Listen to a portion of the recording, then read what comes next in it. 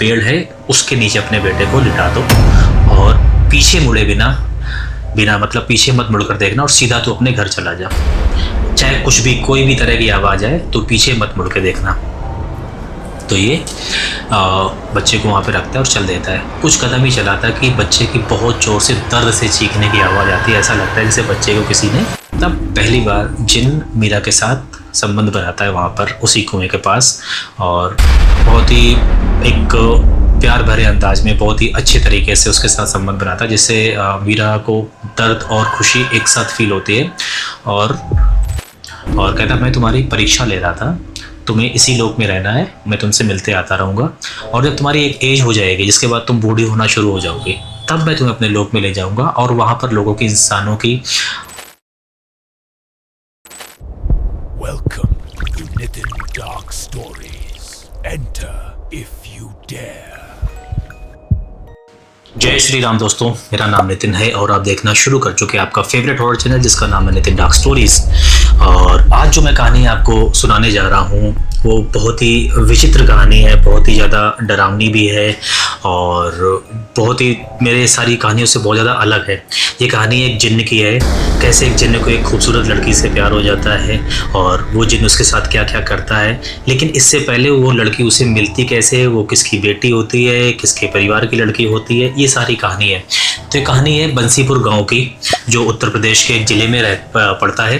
तो बंसीपुर ये बहुत पुरानी मतलब बात है, लगभग 90s के आसपास की है कभी। तो बंसीपुर गांव में एक हरिशंकर नाम का एक व्यक्ति रहता है और उसे लोग प्यार से हरी, मतलब गांव वाले लोग जिसे शॉर्ट फॉर्म में बुलाते हैं, हरी कह के बुलाते थे कि और हरी काफ़ी बहुत ज़्यादा गरीब हुआ करता था।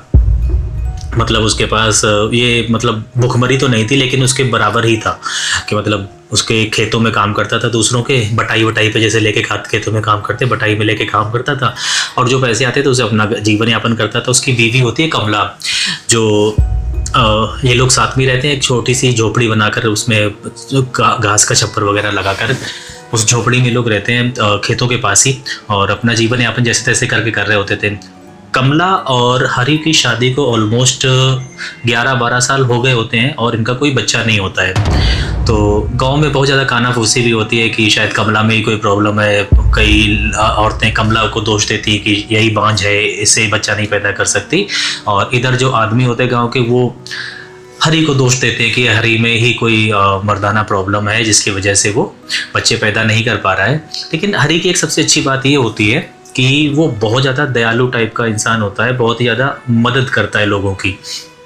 जैसे मान लो किसी के अगर जानवर बीमार हो गए तो उनकी पूरी देख रेख करना, पूरी रात जाग कर उन्हें दवाई लगाना और उनकी केयर करना उनके घर वालों के साथ मिलके। जैसे किसी घर में कोई दवाई लानी है तो नंगे पैरी कस्बे चला जाता था 10-12 किलोमीटर पैदल जाके उनके लिए दवाइयाँ वगैरह लेकर आना। तो लोग उसका बहुत ज़्यादा सम्मान करते थे, लेकिन सम्मान से पेट तो नहीं भरता है और इधर इसके गरीबी के दिन चल ही रहे होते हैं। और दूसरा सबसे बड़ा जो इसके ऊपर अभिशाप था ये होता है कि ये बच्चे नहीं पैदा कर सकता है और इसके घर में कोई बेटा नहीं हुआ होता है, कोई बेटा बेटी कोई भी संतान नहीं थी, जिसकी वजह से बहुत ज़्यादा दुखी रहता है। और इससे ज़्यादा दुखी रहती है इसकी बीवी कमला। कमला रात में दिया बुझाकर अपना तकिए में सर दे के अपना रो लेती है और ये जो होते हैं हरी अपने खुरदरे हाथ उसके पीठ पर रखते हैं, लेकिन कुछ बोल नहीं सकते। बोले भी तो क्या बोले जब बहुत ज़्यादा इन्होंने, और ये कस्बे में जाके जो डॉक्टर वगैरह होते हैं उन्हें दिखाते भी थे कि, तो डॉक्टर ने बोला था कि अब पॉसिबल नहीं है, बहुत टाइम हो गया शादी का और जो कमियां हैं तुम लोगों के अंदर तो बच्चा होना संभव नहीं है। अब इस तरह से इनकी ज़िंदगी चल रही होती है। एक दिन रात में हरी सो रहा होता है, अचानक से ये उठा और देखता है कि रात के लगभग 2-2:30 बजे हुए हैं। तो इनके गाँव में एक पुरानी हवेली टाइप का एक महल होता है, मतलब बहुत पुराना होता है और वो पूरी तरह से अबेंडेंड होता है, उसमें कोई नहीं जाता है। तो अचानक इसके दिमाग में पता नहीं क्या आया, हरी के दिमाग में, ये उस जो पुराना महल था उसकी तरफ चलने लग गया। और जैसे उस महल के आसपास से निकला गुजरा तो इसे बहुत ज़्यादा ठंडी का एहसास होना शुरू हो गया और एक अजीब सी हवा इसके पास आ गई। तो ये थोड़ा सा सकपका जाता है उस एनवायरनमेंट को देखकर। और उस जो वो महल होता है तो उसके जो प्रांगण होता है उसमें कुआं भी होता है। तो उस कुआं से एक आवाज़ आती है कि अगर तुझे अपने कष्टों से मुक्ति पानी है तो मेरे पास आ जा। तो हरी डर जाता है, बहुत ज़्यादा सकपका जाता है कि ये अचानक से ये आवाज़ कहाँ से आ रही है। लेकिन उसने कहा मेरे पास खोने के लिए तो कुछ है नहीं, तो ये चला जाता है उस कुएं के पास में। उस कुएं में एक जिन्न का निवास होता है। तो अब ये जैसे ही जिन्न की आवाज़ पे बोलता है कि हाँ मुझे अपने कष्टों से निवारण चाहिए, तो वो जिन्न इसे कहता है कि मैं तुझे इतना धन दूंगा कि तेरे सारे कष्टों का अंत हो जाएगा, और जो लोग तेरी इज्जत नहीं करते इस गांव में वो सारी तेरी इज्जत करने लगेंगे। तेरे पास इतना पैसा होगा तो जो मर्जी वो खरीद सकता है। तो ये खुश हो जाता है, कहता है लेकिन बदले में मुझे कुछ चाहिए तुझसे। तो वो बोलता है मेरे पास तो कुछ है नहीं देने के लिए, मैं तो गरीब हूँ, तू जानता है मेरे पास कुछ नहीं, तुझे तो पता ही होगा ना कि मेरे पास कुछ भी नहीं, मैं तो दूसरों के खेतों में काम करके अपना जीवन यापन करता हूँ। अब वो कहता है कि अभी नहीं, लेकिन तेरे पास भविष्य में बहुत कुछ आने वाला है, तो मुझे उसमें से हिस्सा चाहिए होगा। तो कहता ठीक है, आपको जो चाहिए मैं देने के लिए तैयार हूँ। कहता सोच समझ कर आप ये कोई भी किसी भी तरह का वचन देना, क्योंकि अगर तुमने वचन दे दिया तो तुम्हें वो चीज़ देनी ही पड़ेगी, अगर नहीं दिया तो फिर मैं तेरे वंश का नाश कर दूंगा। तो वो बोलता है कि क्या चाहिए। कहता मुझे जो तेरा बड़ा बेटा है उसकी बलि चाहिए होगी। तो ये सुनकर हरि हंसने लगता है, कहता मेरी कोई संतान ही नहीं है। कहता अगर तेरी कोई संतान नहीं है तो ये तू ले जा, मैं तुझे अशर्फियाँ दे रहा हूँ, 1000 अशर्फियाँ तेरे इसमें, जो मैं तुझे एक बक्सा दे रहा हूँ, इससे तेरी ज़िंदगी पूरी तरह से रौनक हो जाएगी, तेरे पास अथाह संपत्ति हो जाएगी, तू कुछ भी खरीद सकता है, तेरे पास इतना पैसा होगा तो जिस चीज़ पर हाथ रखेगा वो तेरी हो जाएगी। और मैं तुझे एक शक्ति और दे रहा हूँ कि लोग तेरी बात बहुत मानेंगे और तेरी इज्जत करना शुरू कर देंगे, जो भी तेरी इज्जत नहीं करता है, और गाँव के सबसे प्रतिष्ठित व्यक्ति तू ही होगा। ये सुनकर हरि खुश हो जाता है और वो बक्सा लेकर आ जाता है, और साथ में ये वचन भी दे देता है कि अगर मेरा पहला बेटा हुआ तो मैं वो लाके तुझे दे दूँगा। अब ये आ जाता है। अब जैसे ही घर पहुंचता है और अशर्फी अपनी बीवी दिखाता तो पूछती है कहाँ से आए। कहता सवाल मत पूछो, बस अब हमारे पूरे दिन ख़त्म हो गए हैं, अब अच्छे दिन शुरू हो गए हैं, बस उस पर फोकस करो। अब जहाँ पर उसके पास एक अशर्फी कमाने में उसकी शायद पूरी ज़िंदगी लग सकती थी, और यहाँ पर उसके पास हज़ारों अशर्फियाँ थीं, तो गरीबी ज़्यादा सवाल पूछने देती नहीं है। अगर आपके पास एकदम से धन आ जाता है तो उससे कोई सवाल नहीं पूछा उसकी वाइफ ने, और ये लोग थोड़ा थोड़ा स्मार्टली उन अशर्फियों को खर्च करना ये शुरू करते हैं। ये 4-4, 5-5 अशर्फी लेके जाता है, अलग अलग कस्मों में जाके उन्हें बेच के वो जो पैसे आते हैं वो लेके आता है। सबसे पहले काम करता है अपने लिए एक खेत खरीदता है जो इसका अपना खेत हो। फिर थोड़े दिनों बाद ये 2 हट्टे-कट्टे बैल खरीदता है जो खेतों पे काम करेंगे। फिर ये अपने घर का जो आसपास के एरिया होता है उसको खरीदता है और अपना घर अच्छे से बनवाना शुरू कर देता है। अब पूरे गांव में कानाफूसी शुरू हो जाती है कि चलो हरि के अच्छे कर्मों का फल उसे मिल गया और अब इसके बुरे दिन समाप्त हो गए हैं। धीरे धीरे हरि का जो एक रुतबा था वो गांव में बढ़ने लग गया। वो जिस भी व्यक्ति को जो भी चीज़ बोल देता था उसकी बात कोई टालता नहीं था। मान लो पड़ोसी है कोई, उसका राजेंद्र नाम है, तो उसने बोल दिया राजेंद्र एक काम करो यार कि जाके बाजार से सामान लाके मुझे दे दो, तो वो कोई सवाल नहीं पूछता था, बस जाके जाता था और उसके लिए वो सामान लाके दे देता था। और इसकी बहुत ज़्यादा इज्जत होने लग गई। गाँव में कुछ भी डिस्प्यूट होते थे तो लोग इसके पास आने लगे सरपंच के पास जाने के बजाय, और ये उन डिस्प्यूट्स को भी ख़त्म करता था और लोगों की मदद करना भी शुरू कर दी इसने। दयालु तो ये पहले से ही होता है, अब इसके पास पैसा आ गया, जिस किसी शादी में कोई खर्चा करवाना है या किसी लड़की की शादी करवानी वो प्रॉपर करवा देता था। गरीबों में खूब भंडारा करवाना और अच्छे से, एक तो आसपास के कई गांवों में इसका बहुत अच्छी तरह से इसका नाम होने लग गया। और इस सब को हुए अभी 1 साल ही हुआ था कि अचानक से इसकी वाइफ प्रेग्नेंट हो जाती है। अब इसकी वाइफ को जैसी उल्टी आती है तो ये तुरंत गांव के वैद्य वगैरह को बुला के दिखाते हैं, तो वो लोग कहते हैं कि मुबारक हो, आप बाप बनने वाले हो। ये सुन के बहुत ज़्यादा खुश हो जाता है और धीरे धीरे वो टाइम भी आ जाता है कि जब इसके घर में बेटा पैदा होता है। और ये जो वो जिन्न वाली बात थी ये भूल गया था, ये पूरी तरह इसके दिमाग से निकल गई थी कि मैंने ऐसा कोई वचन भी किसी को दे रखा है। और ये पूरे गांव में खूब भंडारा वगैरह करता है, खूब अच्छे से दावत देता है लोगों को और बहुत अच्छी तरीके से सेलिब्रेट करता है अपने बेटे को होने का। धीरे धीरे समय गुजरता जाता है और इसका बेटा बड़ा होने लगता है। जब इसका बेटा 1-1.5 साल का हो जाता है तब इसे अचानक से एक दिन सपना आता है कि हरि तू शायद भूल गया है, तूने कुछ वचन भी दिया था, और आज जो तेरे पास जो ये ऐशो आराम है, जो ये तेरे पास सारी सुविधाएं हैं, वो सिर्फ मेरी वजह से हैं। तो जब इसे सपना आता है कि तू शायद भूल गया है तूने क्या वचन दिया था और किस वजह से तू आज इतना अमीर है, तब इसे डर लग जाता है क्योंकि इसे अपने बेटे से बहुत ज़्यादा प्रेम होता है। एक तो इतने सालों के बाद, 12-13 सालों के बाद इसे कोई संतान हुई थी और उससे बहुत ज़्यादा प्यार करने लगता अपने बेटे से। और लेकिन अब इसे ये डर हो गया कि अगर मैंने नहीं दिया तो मेरे पास जो कुछ भी है छीन जाएगा, और उसने बोला था कि मैं तेरा वंश नाश कर दूंगा, तो शायद इसके वंश का भी नाश हो जाएगा। तो उसने सोचा था कि अब कैसे भी करें। लेकिन इसी बीच इनकी वाइफ दोबारा से प्रेग्नेंट हो जाती हैं। तो अब इसे ये था कि चलो मैंने जो उसे वचन दिया था वो पूरा करने का समय आ गया है। तो वो उस बच्चे को लेकर अगले दिन सपने से फिर से आता है कि तू अपना वचन पूरा करेगा या नहीं करेगा।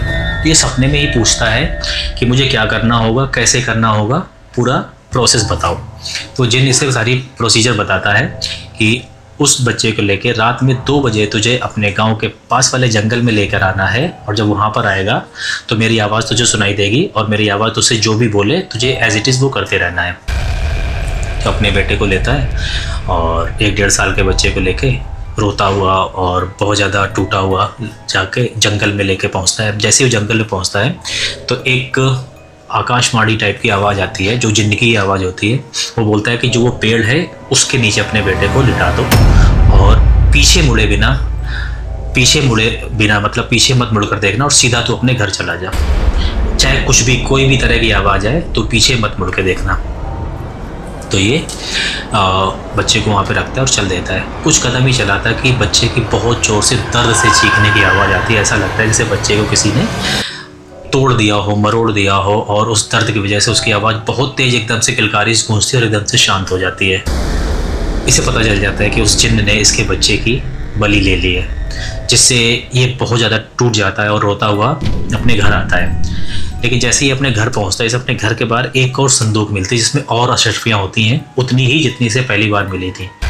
तो ये बहुत ज़्यादा उदारवादी टाइप का होता है, बहुत ज़्यादा शरीफ होता है, बहुत ज़्यादा दूसरों की मदद करने वाला होता है, लेकिन साथ में लालची भी होता है।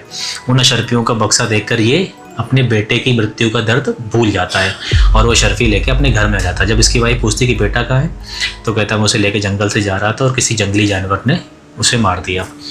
गांव में खूब इस तरह की चर्चाएं होने लगती हैं कि शायद इसी ने अपने बेटे को मारा है। लेकिन फिर वही चीज़ कि कोई अपने बाप अपने बेटे को क्यों मारेगा, ये सारी कयास लगाई जा रहे थे, सारी इस तरह की बातें की जा रही थी।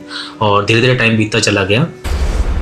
इस बार हरी को एक और बेटा होता है, जो अब ये बहुत ज़्यादा खुश था कि चलो अब मुझे इसकी कोई भी बलि नहीं देनी है, इसके साथ कुछ भी नहीं करना, अब मैं सुकून से रह सकता हूँ।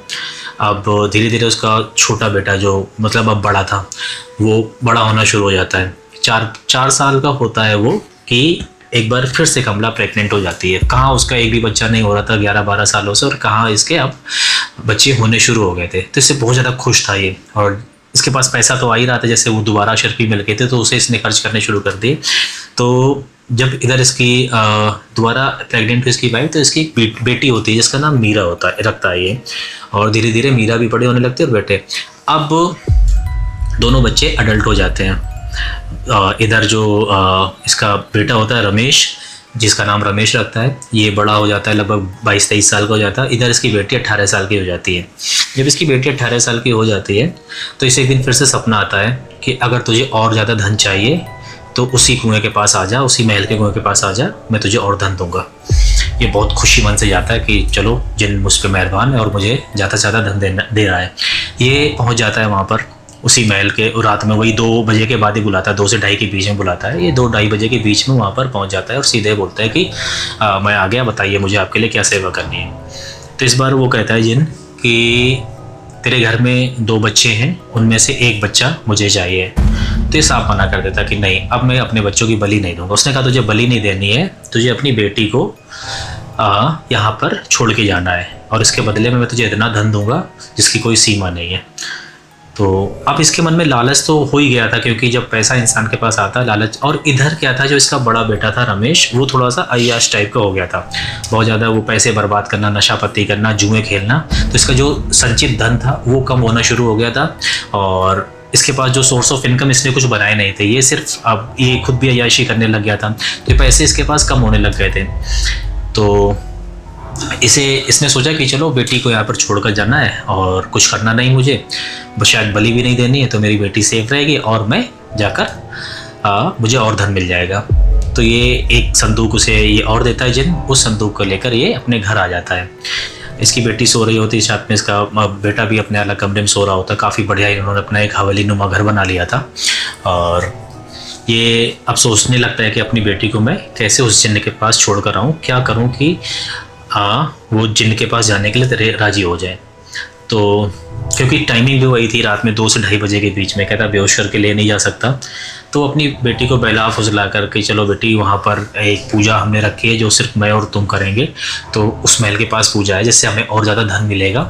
तो इसकी बेटी अब बाप पे तो भरोसा करेगी ना, तो अपने पिताजी पर भरोसा करके वहाँ चली जाती है। और जैसे ही वहाँ पर पहुँचते उस महल के अंदर एक आकाशवाणी होती है कि हरी तू यहाँ चला जा और बेटी को यहीं छोड़ दे। उसकी बेटी एकदम से डर जाती है कि नहीं पापा मुझे यहाँ पे नहीं रहना, मुझे घर चलना है। तो कहती कुछ नहीं होगा बेटा, यहाँ पर एक शक्ति है जो तुझे बहुत ज़्यादा शक्ति देगी, बहुत ज़्यादा तुझे धन देगी, तू डरने की जरूरत नहीं, सारा धन उसी ने हमें दिया हुआ है। हरी उस पॉइंट पर आकर अपनी बेटी को ये बात बता देता है। तो उसकी बेटी मान जाती है, हरी अपने घर आ जाता है। और वो जिन्न जो होता है वो इनको देखता रहता था, इनके घर पे भी आता था, देखता रहता था, लेकिन अपनी प्रेजेंस कभी फील नहीं करवाता था। तो इसने इसकी बेटी को देखा हुआ होता है, और उसकी बेटी जो मीरा होती बहुत ही ज़्यादा सुंदर होती है, अत्यधिक सुंदर होती है। मैंने उस पूरे एरिया में उससे ज़्यादा सुंदर कोई लड़की होती नहीं है, और जिसकी वजह से पूरे गाँव वाले उससे जलते भी थे, गाँव के दूसरे लोग उससे जलते भी थे कि इतनी सुंदर लड़की इसके घर में हो गई, इतना पैसा हो गया है, और एक टाइम था इसके पास खाने को नहीं था। तो कहीं ना कहीं वो ईर्ष्या वाला पार्ट भी आ जाता है। इधर जिन्न को क्या होता है, जब इसकी बेटी को पहली बार देखता है तो उस पर ये मोहित हो जाता है पूरी तरीके से, कि अब इसे ये हो गया था कि मुझे कैसे भी करके वो लड़की चाहिए। इसलिए वो हरी से एक डील करता है कि मैं तुझे इतना धन दूंगा। और ये जैसे हरी घर पहुंचता है उसे कई सारे संदूक 80 रुपयों से भरे हुए उसके घर पे मिल जाते हैं। अब उसे ये हो गया कि चलो मेरे पास धन तो आ गया है। तो अपने बेटी के ना होने का दर्द भी उसे नहीं फील हो रहा था। उसे यह था कि मेरी बेटी आज नहीं तो कल घर तो आ ही जाएगी।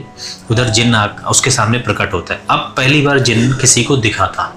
वो एक बहुत ही लंबा 6.5-7 फीट का एक हट्टा कट्टा बिल्कुल बॉडी बिल्डर टाइप का एक प्रतिबिंब टाइप का उसके सामने आता है, जिसे देखकर पहले तो ये थोड़ा सा सकुचाती है, थोड़ा सा इसे सकपका जाती है लड़की जो मीरा होती है। लेकिन बाद में जब उसके पापा ने उसे बोला था कि ये आपकी हेल्प करेगा, तो वो सोच के वो वहाँ पे शांत हो जाती है। तब जिन्न पहली बार आकर इससे बोलता है कि मुझे तुमसे प्रेम हो गया है और अब तुम्हें मेरे साथ रहना होगा। तो लड़की कहती है कि मतलब मैं कैसे तुम्हारे साथ रह सकती हूँ, तुम तो एक जिन्न हो और मैं इंसान हूँ। कहता वो मुझे कुछ नहीं पता, तुम्हें अब मुझसे मिलने रोज़ आना पड़ेगा, अन्यथा मैं तुम्हारे घर वालों का एक एक करके पूरे वंश का नाश कर दूंगा। इस चीज़ से वो बहुत ज़्यादा डर जाती है और जिन्न बोलता है तुम अभी अपने घर वापस जा सकती हो। तो वो वापस अपने घर आ जाती है, जिसे देखकर हरी और ज़्यादा खुश हो जाता है, चलो बेटी भी आ गई और इतना सारा पैसा भी आ गया।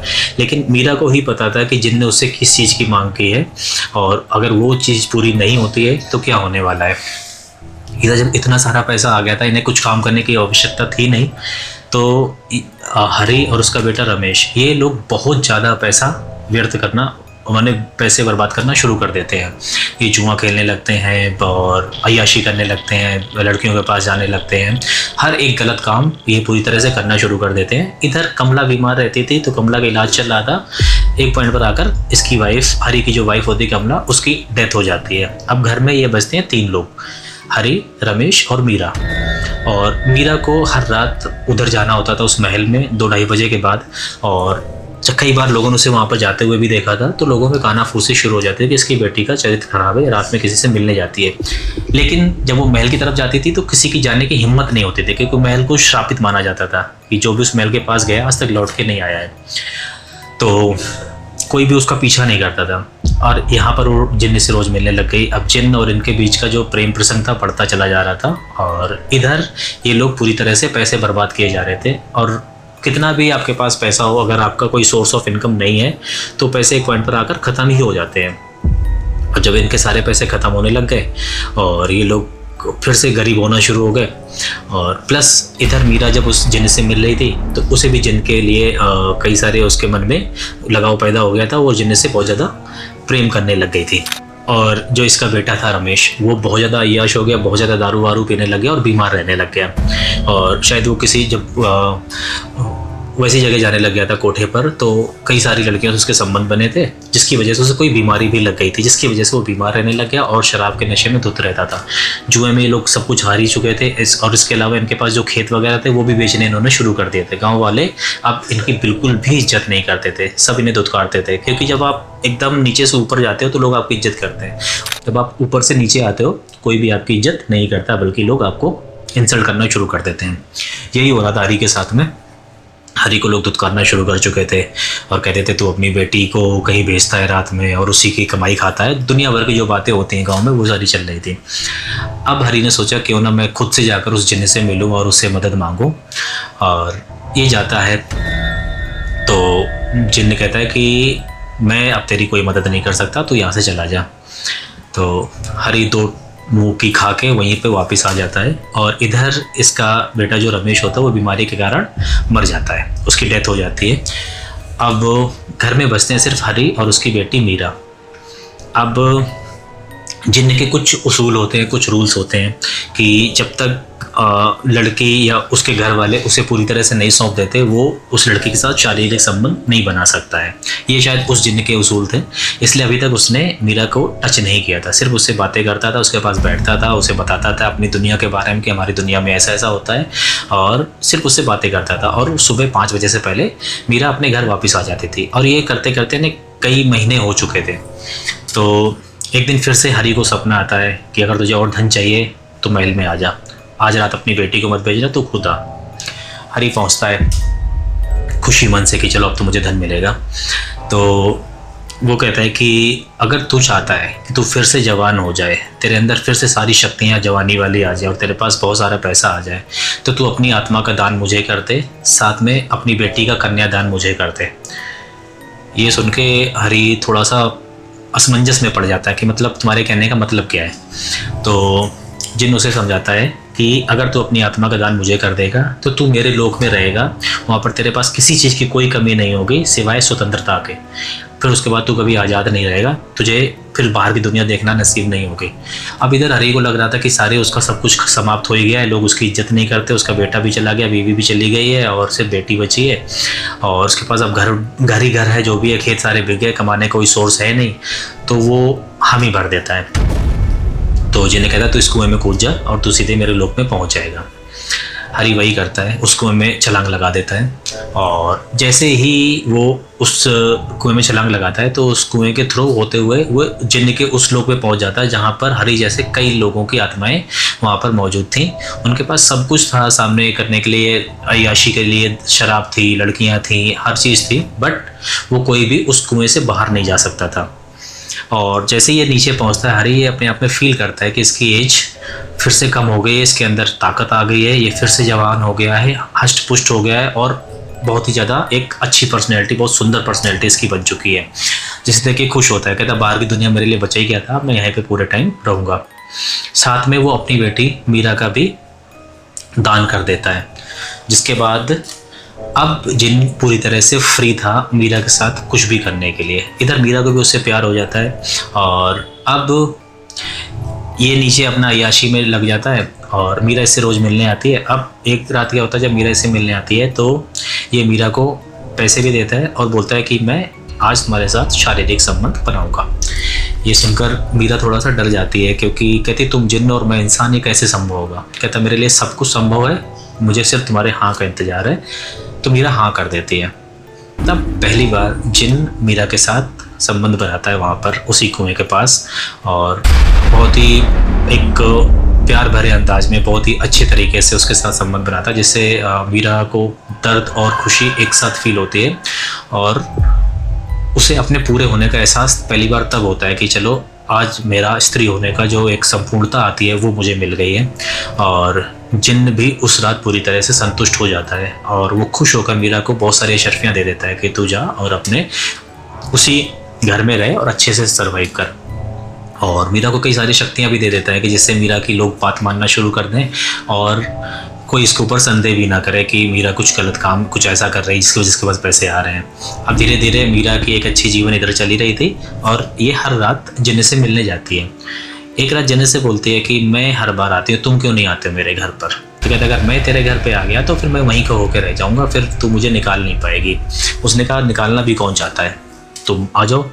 तो अब इसका वहाँ पर जाना बंद हो गया। जिन इसके रात में डेली रात इसके घर आता था, प्रकट होता था और इसके साथ बहुत अच्छे से संबंध बनाता है। मीरा भी बहुत ज़्यादा खुश थी क्योंकि उसे एक इंसान है, एक जिन मिला हुआ था, और जिन की जो ताकत होती है, जो सेक्सुअल पावर होती है, वो इंसानों से कई गुना ज़्यादा होती है। अब ये करते करते इसका जीवन बहुत खुशहाल तरीके से बीत रहा होता है। एक दिन जिन इससे डिमांड करता है कि तुम मेरे लोग चलो और हमेशा के लिए मेरी हो जाओ। तो ये पूछती है कि आपने मेरे पिताजी को भी अपने लोक में रखा है क्या? तो ये कहती है, जिन कहता हाँ रखा है। तो कहती मुझे उनसे मिलना है। कहता नहीं, तुम उनसे मिलोगे तो पहचानेगा नहीं अब, क्योंकि वो उसी लोक का हो गया और इस दुनिया की उसे कोई भी बात याद नहीं है। कहते फिर भी मुझे एक बार देखना है। तो जिन उसे अपने साथ अपने लोक ले जाता है, जहाँ पर वो दिखाता है कि उसके सामने उसका पिता खड़ा है। वो जाकर उससे बात करने की कोशिश करती है, वो उसे नहीं पहचानता है, तो वो अपना वापस आ जाती है और रोते हुए कि चलो मेरे बाप ने मुझे नहीं पहचाना।